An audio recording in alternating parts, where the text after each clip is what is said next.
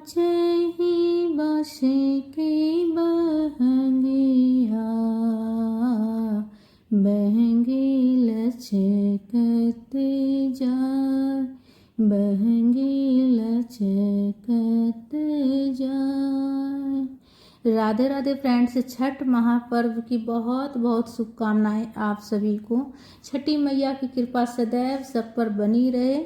आज मैं आप सबके साथ शेयर करूंगी छठ महापर्व 2025 में कद्दू भात, नहाए खाए कद्दू भात कितने तारीख को है, खरना कितने तारीख को है, पहली अरग कितने तारीख को है और दूसरी अरग कितने तारीख को है। छठ पर्व का नियम क्या है। छठ पर्व महापर्व होता है और सभी व्रतों में, सभी त्योहारों में सबसे कठिन त्यौहार होता है छठ पर्व और बहुत ही कठिन व्रत होता है। ये 3 दिन तक जो है ना व्रत जो होती है, 4 दिन का व्रत होता है। 4 दिन नहाए खाए शुरू हो जाती है। कद्दू भात पहला दिन, दूसरा दिन खरना, तीसरा दिन पहली अरग, चौथा दिन निस्तार जो कि मतलब दूसरी अरग होती है। तो 4 दिन का पर्व होता है फ्रेंड्स। और 4 दिन में जो है ना 3 दिन तो जो है ना जो व्रती रहती है वो निर्जला व्रत करती है। एक बूंद पानी के भी इसमें पीना नहीं रहता है। निस्तार वाले दिन ही जब सूर्य देव को अर्घ पड़ता है उसके बाद ही व्रती जो है ना कुछ पानी वगैरह, जल वगैरह ग्रहण कर सकती है। संपूर्ण नियम विधि मैं आप सबके साथ शेयर करूंगी फ्रेंड्स। तो देखिए, नहाए खाए देखिए 1 दिन पहले शुरू कर देते हैं, जैसे कि लहसुन प्याज वगैरह। तो देखिए कार्तिक माह में ऐसे भी जो व्रत करती है छठ पूजा का, वो पूरे कार्तिक महीने लहसुन प्याज नहीं खाती है। कार्तिक महीने में लहसुन प्याज वगैरह ग्रहण नहीं करती है, लेकिन बहुत जगह है कि लहसुन प्याज वगैरह ग्रहण कर लेती है।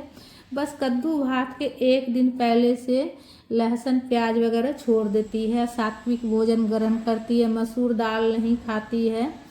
तो देखिए, छठ पूजा का कद्दू भात है 25 अक्टूबर को कद्दू भात है। तो 1 दिन पहले ही लहसुन प्याज वगैरह छोड़ देना होता है। मसूर का दाल हो गया, जो अशुद्ध सब्जी होता है जैसे बैगन हो गया, तोरई हो गया, ये सब सब्जी छोड़ देना होता है। ये सब सब्जी नहीं खाया जाती है। और 1 दिन पहले से ही नियम शुरू हो जाता है। नाखून वगैरह 1 दिन पहले ही काट कर, और जो है ना पैर में महावर 1 दिन पहले ही नाखून काट के पैर में महावर लगा लेती है। स्नान भी करती है, तो बाल धोकर स्नान करती है। 1 दिन पहले ही, कद्दू भात के 1 दिन पहले से नियम शुरू हो जाती है, ठीक है। और कद्दू भात वाले दिन देखिए, कद्दू का जो होता है ना, हमारे इधर घिया भी बोलते हैं, कद्दू भी बोलते हैं, लौकी भी बोलते हैं, तीनों नाम बता रही हूँ। तो विशेष रूप से चना का दाल और लौकी, इसकी सब्जी बनती है और चावल बनता है विशेष रूप से कद्दू भात के दिन। और पूरे नियम से साफ सफाई का बहुत ज़्यादा ध्यान रखा जाता है फ्रेंड्स। धोया हुआ चीज़ को भी दोबारा धोते हैं।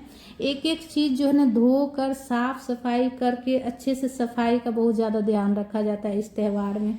और उसके बाद सफाई अच्छे से कर उसके बाद कद्दू भात तैयार किया जाता है। और सबसे पहले कद्दू भात जो है ना भोग लगाया जाता है माता को, छठी मैया को भोग लगाया जाता है एक थाली में निकाल कर।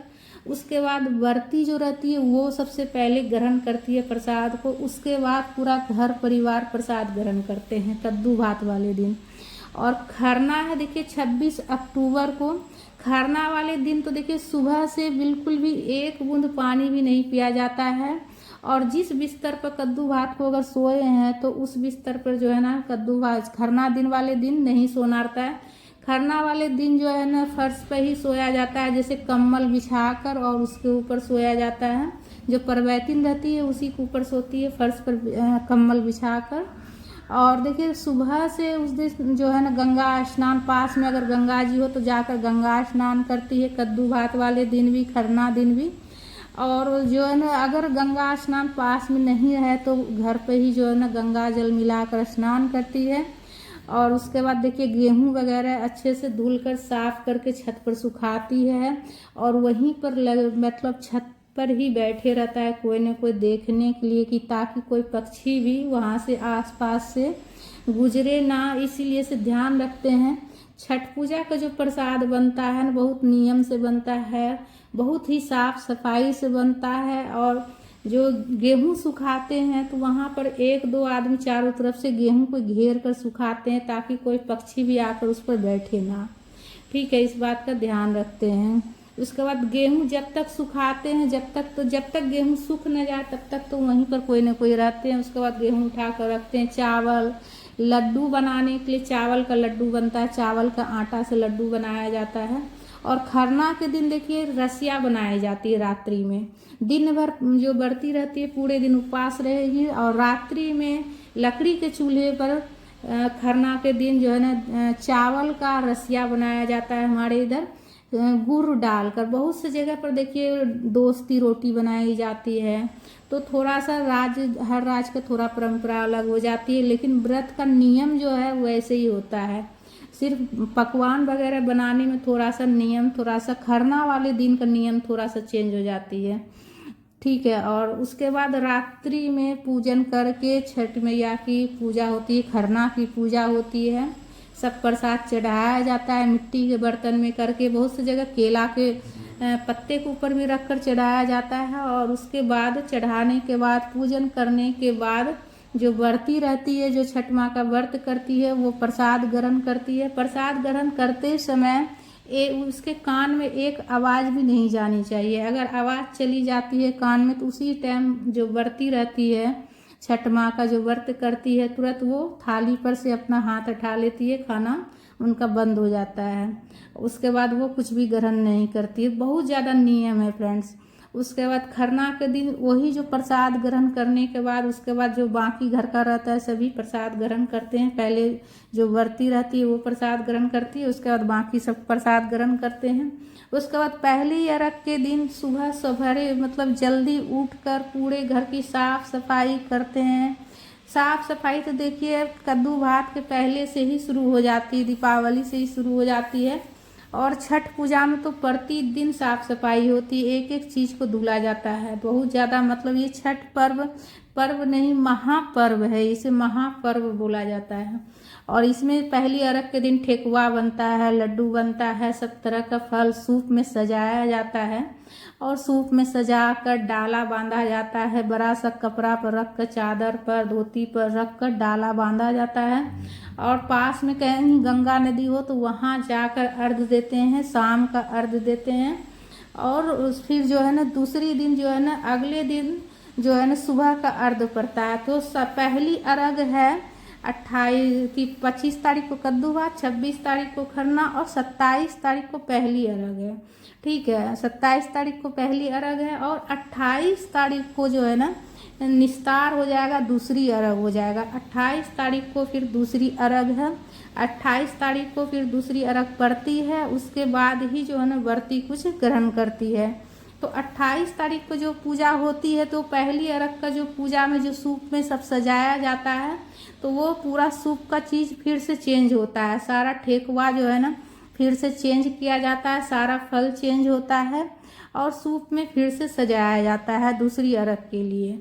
और उसके बाद दूसरी अर्घ के लिए फिर से पूरा सूप सजाने के बाद डाला बंधाया जाता है। डाला बांध के फिर से गंगा जी हम लोग जाते हैं और वहाँ जो है ना दूसरी अर्घ होती है, सुबह में अर्घ पड़ती है।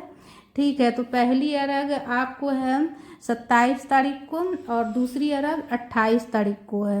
28 तारीख को जब अर्घ पड़ती है उसके बाद गंगा पूजन करती है जो व्रती रहती है। उसके बाद वो प्रसाद ग्रहण करती है गंगा मैया की पूजा करने के बाद। उसके बाद जो व्रत करती है वो सभी को अपने हाथ से प्रसाद देती है, सभी को तिलक लगाती है, सुहागनों की मांग में सिंदूर भरती है और जितने जेंट्स रहते हैं सभी को तिलक करती है सिंदूर से और सभी को सिंदूर लगाती है। तो इस तरह से जो है ना व्रत जो है ना पूरा होता है। उसके बाद सभी प्रसाद ग्रहण करते हैं और बहुत ही खुशी और उल्लास के साथ छठ पूजा त्यौहार मनाते हैं।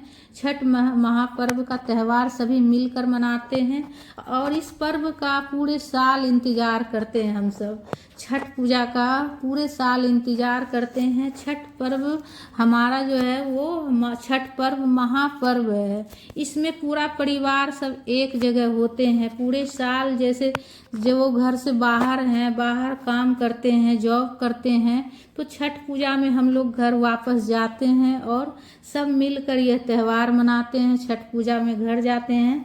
तो फ्रेंड्स हम भी छठ पूजा में घर जाएंगे तो आप सबके साथ वीडियो ज़रूर से ज़रूर शेयर करेंगे छठ पूजा का। छठ पूजा में हम लोग कैसे त्यौहार मनाते हैं आप सबके साथ शेयर करूंगी मैं फ्रेंड्स। छठी मैया की जय।